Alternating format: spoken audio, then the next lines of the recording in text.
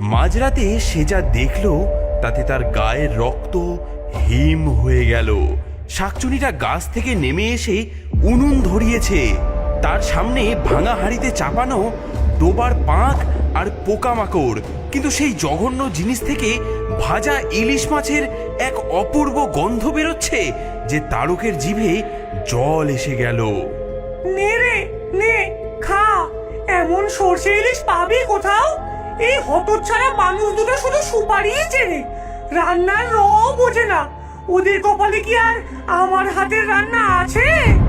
হঠাৎ সে রান্না থামিয়ে ঝোপের দিকে তার জ্বলন্ত চোখ দুটো তাক করলো।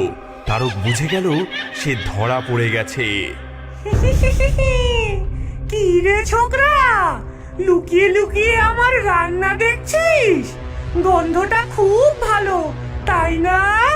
তোর জন্য এক বাটি তুলে রেখেছি, কাল সকালে এসে খেয়ে যাস। না এলে কিন্তু আমি তোর ঘরে গিয়ে দিয়ে আসবো, মনে থাকবে তো? এই সরাসরি হুমকিতে তারক আর এক মুহূর্ত দাঁড়ালো না সেখানে। সে পড়ি কি মরি করে বাড়ির দিকে দৌড় দিল। পেছনে শাকচুন্নির অট্টহাসি প্রতিধ্বনিত হতে থাকলো।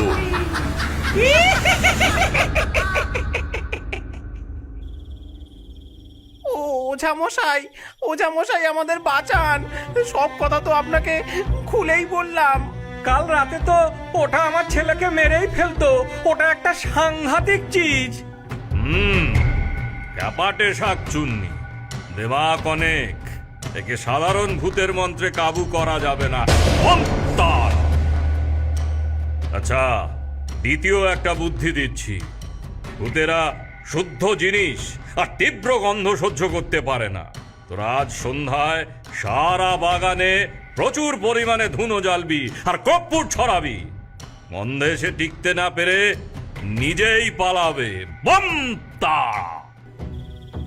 সন্ধ্যা নামতেই বাবা ছেলে মিলে বাগানের কোনায় কোনায় ধুনোর আগুন দিল।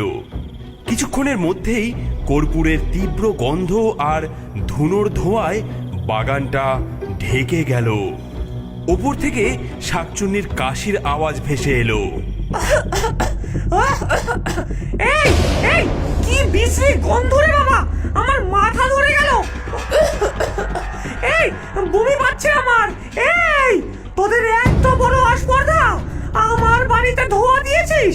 দাঁড়া দাঁড়া, তোদের ধুনোর আমি ব্যবস্থা করছি। নে নে, এবার তোদের জিনিস তোদের কাছেই ফেরত দিচ্ছি। হঠাৎ বাগানের মধ্যে একটা ছোটখাটো ঘূর্ণিঝড় উঠল। সেই ঝড় সমস্ত জ্বলন্ত ধুলোজি আর মাটির সরাগুলোকে শূন্যে তুলে নিয়ে সোজা ছুঁড়ে মারল বাগানের শেষে থাকা তাদের ঘরের চালার দিকে। হ্যাঁ, সর্বনাশ বাবা, ওই দেখো ধুনুচিগুলো উড়ছে আর আমাদের ঘরের দিকেই আসছে। হ্যাঁ, সর্বনাশ, চালে আগুন লেগে যাবে। দৌড় দে, দৌড় দে। বাবা ছেলে নিজেদের ঘর বাঁচানোর জন্য দৌড়াদৌড়ি শুরু করলো। শাকচুন্নিটা ওপর থেকে এই দৃশ্য দেখে অট্টহাসিতে ফেটে পড়ল।